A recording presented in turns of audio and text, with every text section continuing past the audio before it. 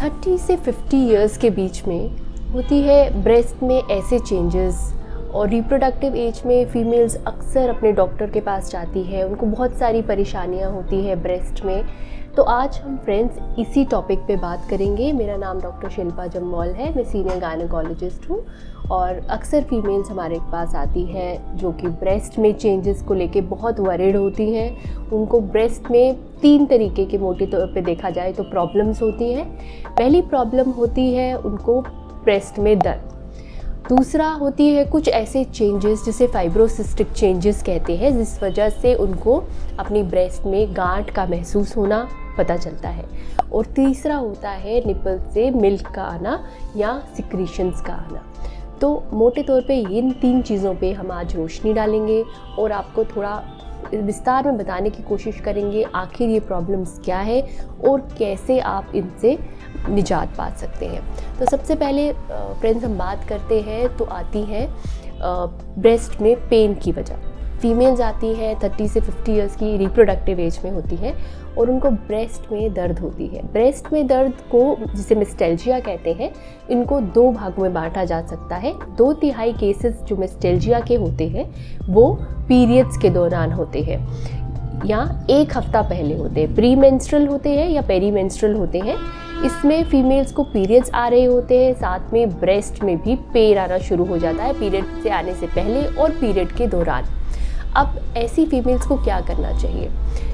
कुछ ऐसे उपाय हैं जो वो कर सकती है ताकि वो पेन कम कर सके, जैसे वो वेल फिटेड ब्रा पहने जिसका साइज़ उनके लिए बिल्कुल सही है और उनको सपोर्ट मिले उनके ब्रेस्ट को।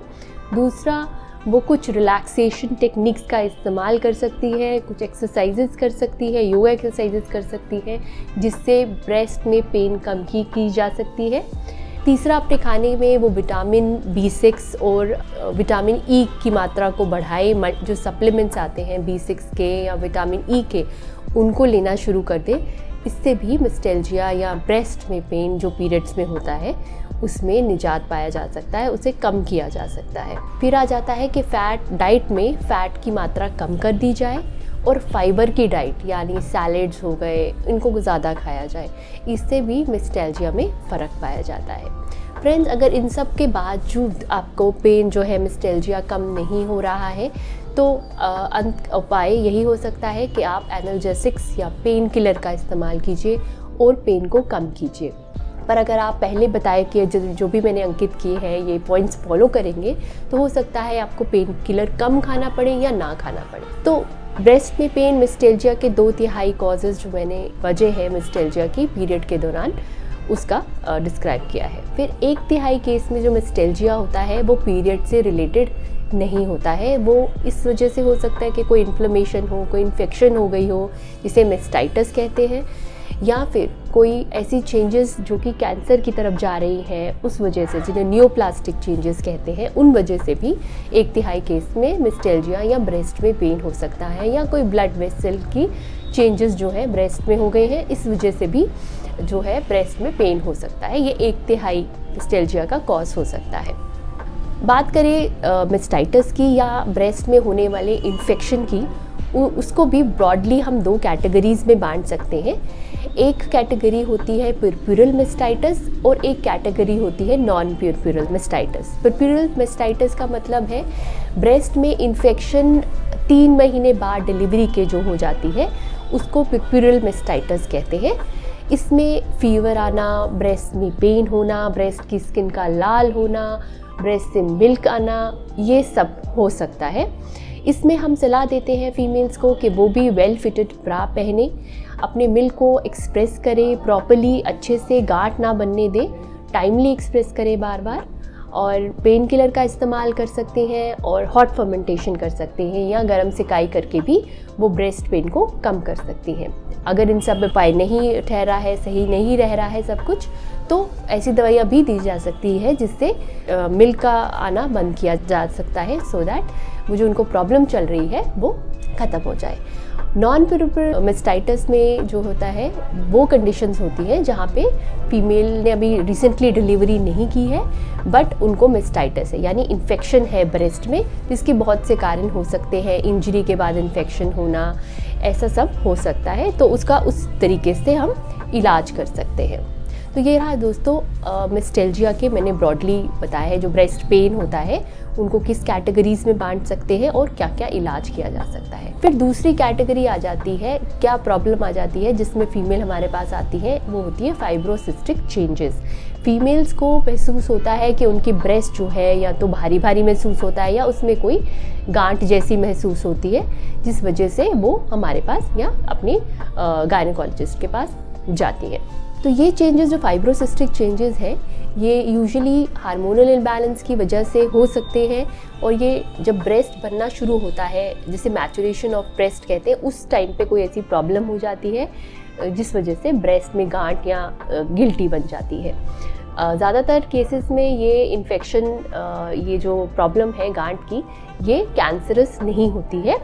और मोटे तौर पे अभी जो सबसे कॉमन एक प्रॉब्लम है जिसको फाइब्रो एडिनोमा कहते हैं, जो फीमेल्स अक्सर जिसके साथ हमारे पास आती हैं, वो एक 25% कॉज है। 25% केसेस जो ब्रेस्ट में गांठ की पाई जाती है जो कि नॉन कैंसरस होती है, वो फाइब्रो एडिनोमास होते हैं।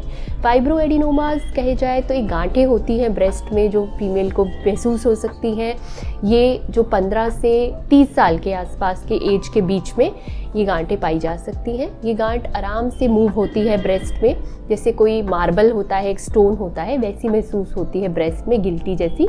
और ज़्यादातर ये कैंसरस नहीं होती है, ये कोई प्रॉब्लम नहीं करती है। अगर ये असिम्प्टोमेटिक है, कोई प्रॉब्लम नहीं करती है, तो हम इसको ऑब्जर्व कर सकते हैं। अगर ये सिम्प्टोमेटिक है तो सर्जरी ही इसका इलाज है, या फिर ये गांठें पड़ी है और ये ग्रो कर रही है या नंबर बढ़ रहा है, तो उस केस में भी इनको ऑब्जर्व या फॉलोअप करने की ज़रूरत रहती है या सर्जरी करके निकालने की ज़रूरत रहती है।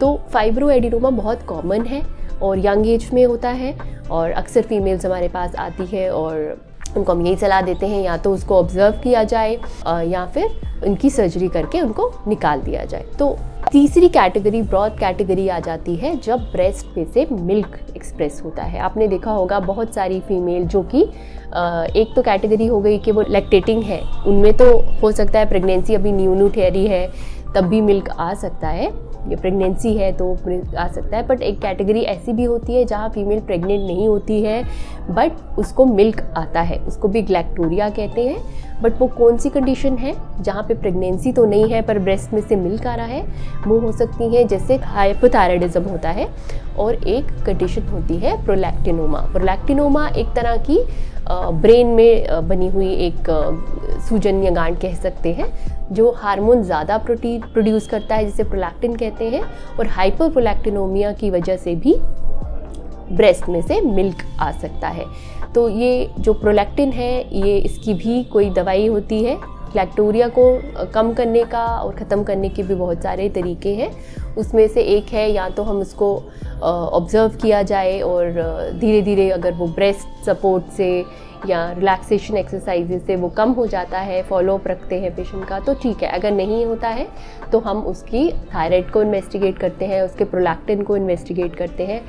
थायराइड की प्रॉब्लम है तो थायराइड की मेडिसिन चलाई जा सकती है, और अगर प्रोलैक्टिन बढ़ा है तो उसको दवाई जो है देकर प्रोलैक्टिन को कम किया जाता है, जिससे साथ के साथ उसका ब्रेस्ट से मिल्क आना भी कम हो जाता है। तो दोस्तों ये 3 ब्रॉड कैटेगरी जो मैंने अभी बताई, जो कि मिस्टेल्जिया है, ब्रेस्ट में पेन, फाइब्रोसिस्टिक चेंजेस या ब्रेस्ट में बनी हुई गांठें, या तीसरा ब्रेस्ट से या निपल से मिल्क का आना, ये चीज़ें जो है मोस्टली ज़्यादातर देखी गई है रिप्रोडक्टिव एज में होती है, 30-50 ईयर्स में होती है, और बिनाइन होती है, यानी कि नॉन कैंसरस होती है। तो ऐसी कोई भी प्रॉब्लम है तो उसके लिए आपको डॉक्टर को दिखाना चाहिए और इन्वेस्टिगेट कराना चाहिए और उनकी मदद लेनी चाहिए।